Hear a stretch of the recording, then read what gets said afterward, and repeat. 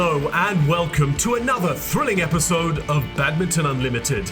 Coming up this week, we begin following Canadian Michelle Lee's journey to qualify for the 2020 Olympic Games in Tokyo. The Olympics is just something that happens every 4 years, so to me it's a little bit more special. We look ahead to the next stop on the HSBC BWF World Tour, the Crown Group Australian Open 2019. And we go back in time to bring you a classic encounter from the Australian Open. Let's start the show with a look at the Race to Tokyo rankings, with the critical qualification period for the 2020 Olympics having begun in May. Starting with men's singles, Indonesian Jonathan Christie currently leads the pack following his victory at the Barfoot and Thompson New Zealand Open 2019 and a semi-final finish for Indonesia at the Total BWF Sudirman Cup 2019. Ka Long is second, 1,736 points adrift, with Kento Momota a close third. Shi Yuqi, who recently helped China recapture the Sudirman Cup, is fifth with 9,911 points. Japan's Akane Yamaguchi leads the women's singles rankings with 14,080 points. Korean teenage sensation An Soo-young is second, having won the title in Auckland and having reached the quarterfinals of the Sudirman Cup. Tai Tzu-ying, who lost to An in Nanning, trails the 17-year-old by 622 points in third, while Chen Yufei is in fourth after securing 4 victories at the Sudirman Cup for China. Rounding up the top 5 is Nozomi Okuhara of Japan with 9,236 points. New Zealand Open men's doubles champions Mohamed Hassan and Hendra Setiawan sit on top of the rankings with 14,387 points. Japan's Takeshi Kimura, Keigo Tsunoda, and Hiroyuki Endo, Yuta Watanabe are in second and third respectively after impressive showings in Auckland and Nanning. World number ones Marcus Fernaldi Gideon and Kevin Sanjaya Sukamuljo are fifth after their semi-final finish at the Sudirman Cup, while world champions and Sudirman Cup winners Li Junhui, Liu Yuchen are the highest ranked Chinese pair in eighth. Reigning Olympic women's doubles champions Misaki Matsutomo and Ayaka Takahashi head the rankings after reaching the finals of both the New Zealand Open and the Sudirman Cup. Japan have 3 pairs in the top 3, but only the best 2 will qualify for Tokyo. Auckland winners Kim So-young and Kong Hee-young are fourth with 12,085 points, while Du Yue and Li Yinhui are the highest ranked Chinese in fifth. World champions, world number ones, and also Race to Tokyo leaders Zheng Xiwei and Huang Yaqiong are the pair to beat in mixed doubles, barely having put a foot wrong since the 2 players came together in late 2017. Just 5 points behind in second are Indonesia's Praveen Jordan and Melati Daeva Octavianti, with compatriots Hafiz Faisal and Gloria Emmanuel Wijaja in third, a further 836 points adrift. France's Ronan Labar and An Tran are in fourth after reaching the finals of Group 2 in the Sudirman Cup. For the complete Race to Tokyo rankings list, please visit bwfbadminton.com.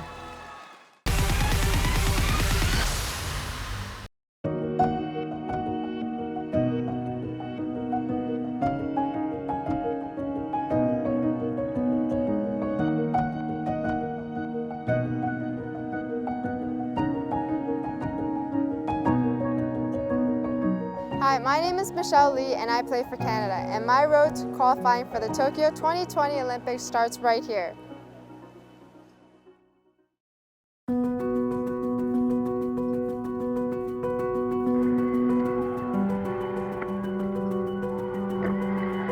I've dedicated my whole life to badminton, and every athlete's dream is to go to the Olympics, and I've already been to 2, and I think the Olympics has kind of been my life for so long, and I think that if I can get a medal, it would mean a lot to me, and it would just represent all the hard work that I put into badminton, like it's paid off. So it means a lot, but at the same time, just being at the Olympics is just an experience that one will never forget.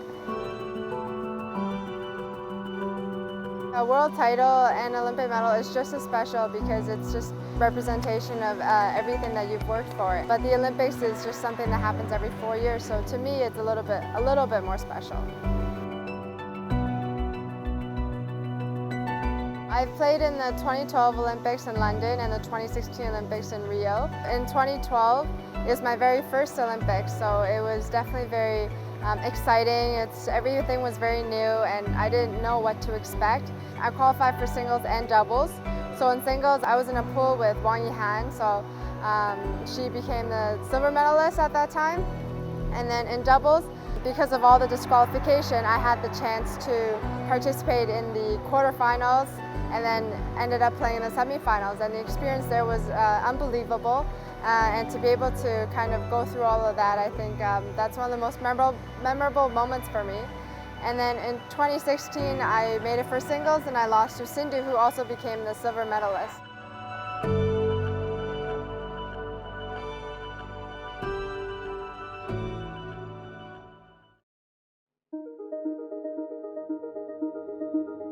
I've been injured for almost a year now. Like I slipped and I kind of sprained my ankle a little bit, but then that led to an Achilles tendon tear. So I've seen doctors, specialists, and they all say that if I take surgery and I need to take 4 months off, and because Olympic qualification is coming so fast, I don't have time to do that. And they said that it's not too dangerous, but the pain is going to be there. So right now it's just about learning to play with the pain.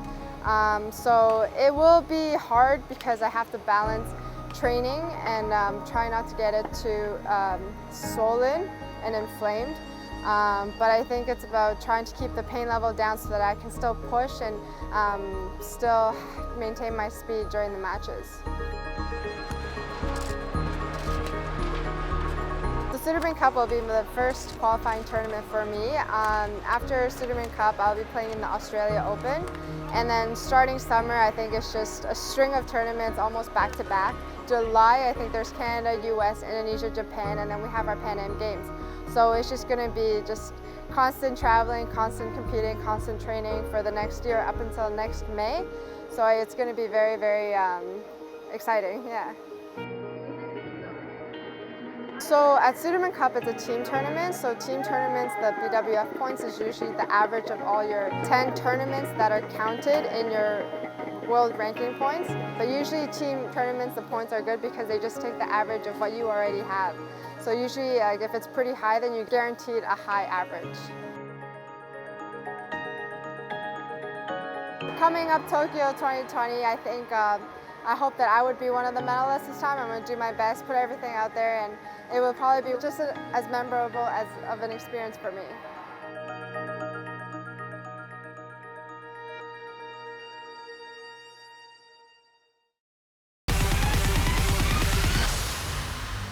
The BWF HSBC World Tour restarts in June with the Crown Group Australian Open 2019. The Super 300 event will be held at the Key Centre in Sydney from the 4th of June. Here's all you need to know about the tournament in 90 seconds. This year's Australian Open is the 12th tournament on the HSBC BWF World Tour. The only tour event held in June, it provides players an opportunity to pick up some valuable Race to Guangzhou ranking points midway through the season. Cho Tian Chen headlines a stellar cast in men's singles, including Singapore Open 2019 finalist Anthony Sinisuka Ginting, as well as Asian Games champion Jonathan Christie. Japan are well represented by Kenta Nishimoto and Kanta Tsuneyama, while crowd favourite and 8th seed Lin Dan will be carrying China's hopes. Women's singles boasts an equally spectacular field, with world number 2 Nozomi Okuhara leading the pack. Still looking for her first tour title this year, Okuhara faced stiff competition from Yonex All England Open champion Chen Yufei and Indian ace Pusarla V Sindhu. Already a 2-time winner this year, Ratchanok Intanon will look to return to winning ways after a dry spell in recent months. World number 1 women's doubles pair Mayo Matsumoto and Wakana Nagahara will be eyeing a second tour title in 2019 after their Singapore Open victory in April.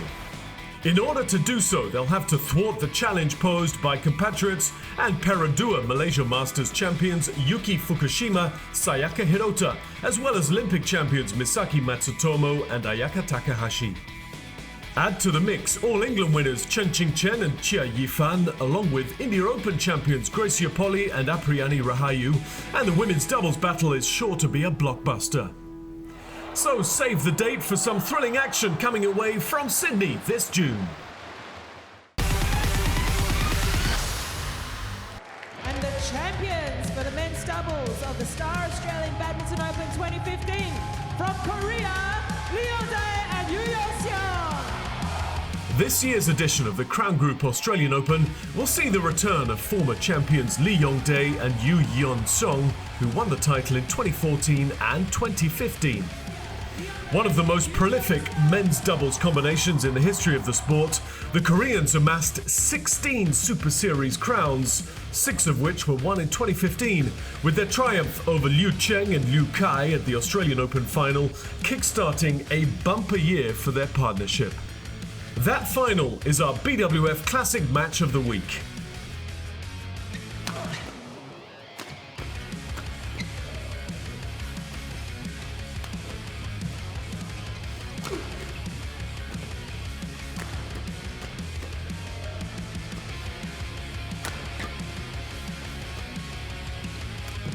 Oh, look at that deception from Yu Yeon-seong.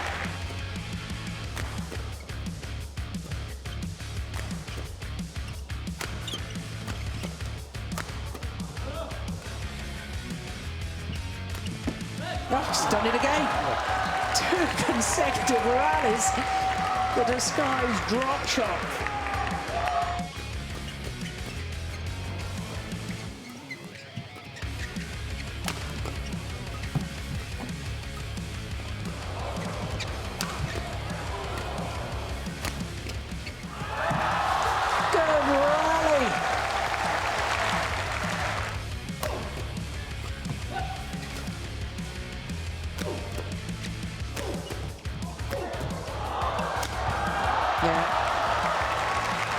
Racket gone.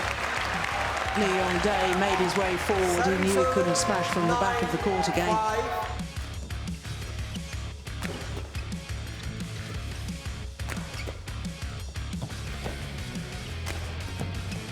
Good running.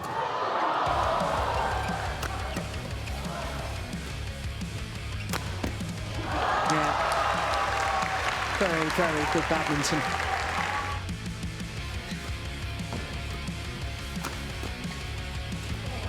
Oh, that's nice. Service over.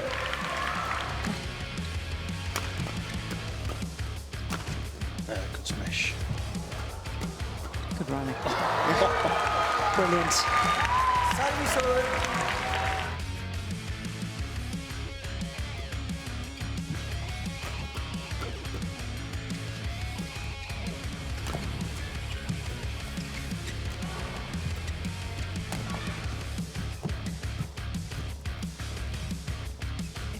Oh, unbelievable.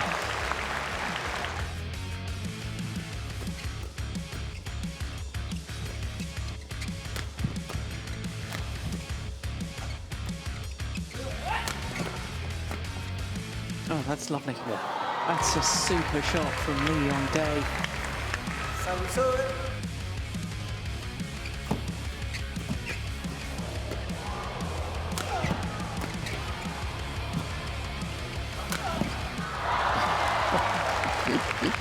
Fantastic defense.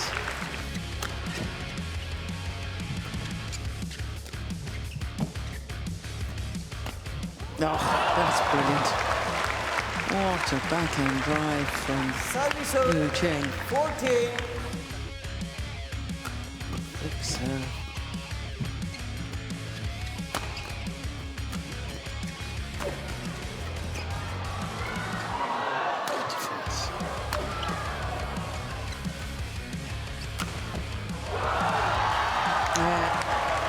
Sheer power.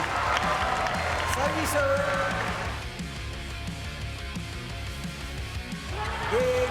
And the return of serve into the net.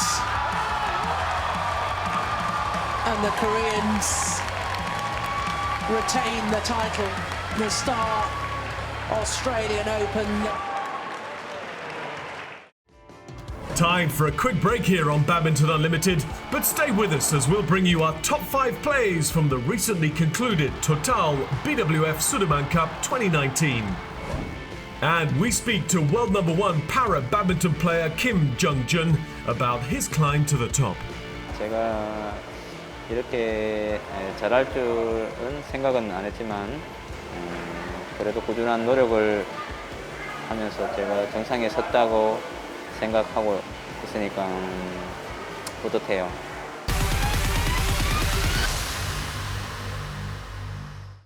Welcome back. The first BWF major event of the year, the Total BWF Sudirman Cup 2019, concluded in late May with China securing the title for a record 11th time. Along the way, there were plenty of thrills and spills on the courts of the Guangxi Sports Center Gymnasium, and we've narrowed it down to the best 5. Here are our top 5 plays from the Total BWF Sudirman Cup 2019.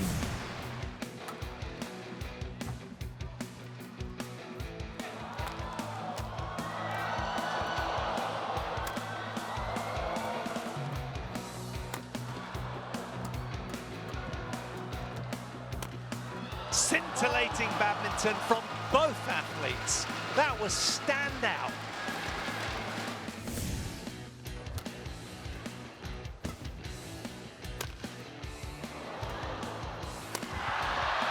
Oh, amazing.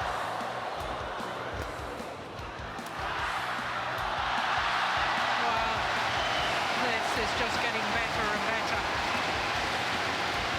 That cross-court shot from Shi Uchi.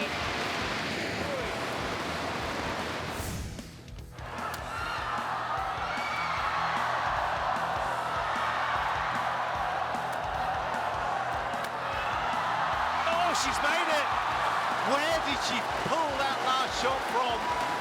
Chochuong led out on the floor, utterly exhausted. 37-shot rally, but what a tempo.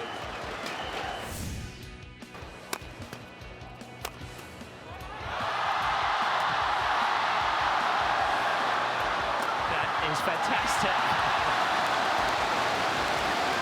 What a save from Kwamaranukro, but to no avail in the end, and the roof kind of lifts off here as the Chinese secure the opening game. Wow, so much more action to unfold.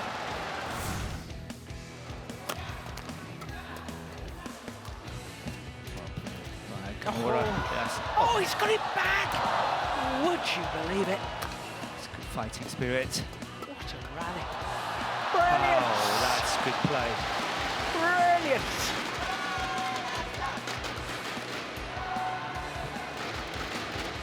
How did he control that? He did well to get it back, but he played the perfect shot. He did. He was in here on all 4.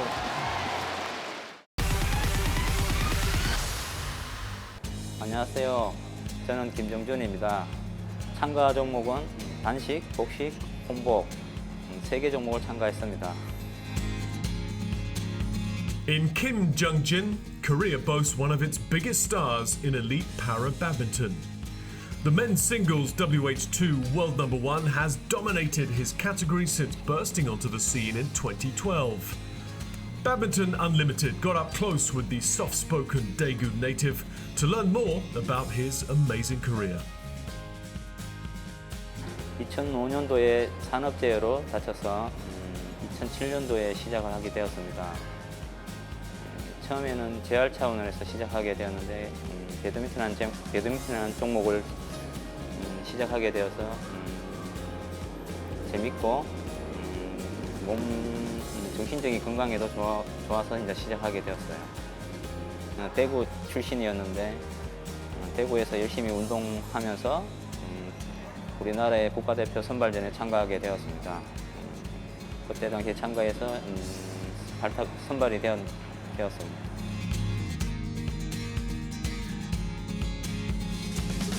처음 참가한 국제대회는 2012년도 아시아 선수권 대회에 참가해서 성적은 단식, 복식, 혼복 상관왕 국가대표로서 소감은 제가 태극마크를 달았다는, 가슴에 태극마크를 달았다는 생각에 마음적으로 뿌듯하고 나라를 빛낸다는 생각에 엄청나게 좋은 생각이라고 생각했습니다.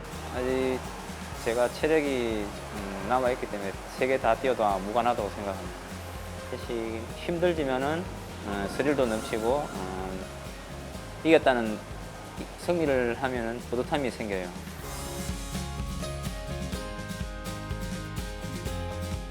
아시아 선수권 대회는 제가 처음 출전한 대회이고,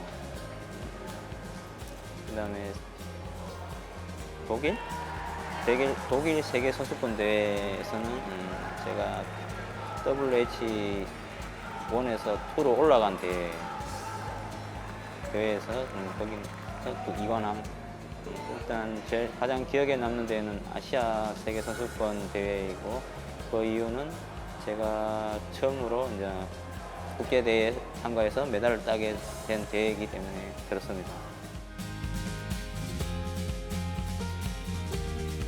많은 나라를 다니면서 다른 나라의 문화를 경험하면서 좋은 점을 많이 배우는 것 같고, 많은 외국 선수들 만나서 서로 인사하고 반갑다고 해줄 때 기분이 상당히 좋았어요.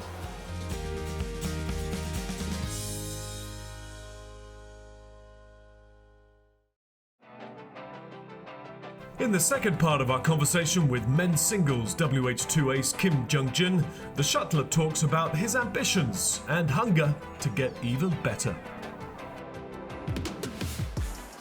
제가 이렇게 올해 배드민턴을 시작을 하게 된 시점부터 지금까지 계속 열심히 해왔고, 앞으로도 더 열심히 하겠다고 생각을 하면서 운동을 계속 할 것입니다. 제가 이렇게 잘할 줄은 생각은 안 했지만 그래도 꾸준한 노력을 하면서 제가 정상에 섰다고 생각하고 있으니까 뿌듯해요. 앞으로도 자만하지 않고 조금 더 배드민턴 기술적인 면 더 습득하고 싶습니다. 예전에는 파워를, 힘을 중요시했는데 지금은 부드럽고 강한 임팩트, 손목 스냅, 퓨처 롤링 타는 기술, 일단 자기 체력 관리를 중요시하고 열심히 훈련 받고,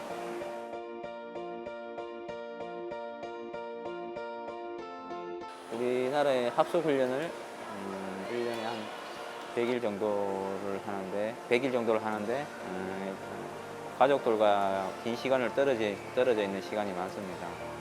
이 가족들한테 조금은 미안스러운 마음이 있어요.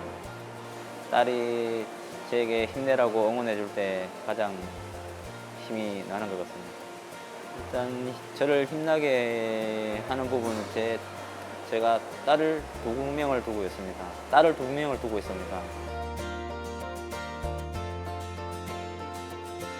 제가 2020년 올림픽 처음으로 이제 채택이 되었는데, 제가 올림픽을 기다린 지 12년을 기다렸습니다.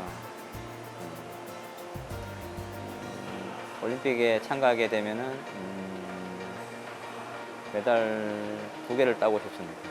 골드 메달을 따면은, 만약에 따게 되면 제 가족들이 저를 뿌듯하게 생각할 것이고, 제 딸들이 아버지를 자랑스럽게 생각할 것 같아요.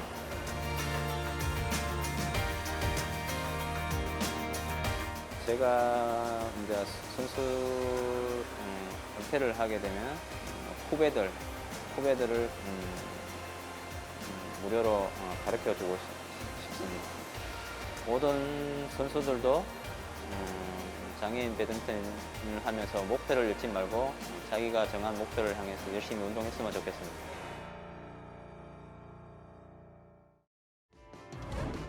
Well, that's it for this episode of Badminton Unlimited. Join us again next week as we recap the highlights from the Crown Group Australian Open 2019. And spend the day with Gracia Polly in the Indonesian wilderness. And we just play the water and have fun and, to see the nature, and we all love nature.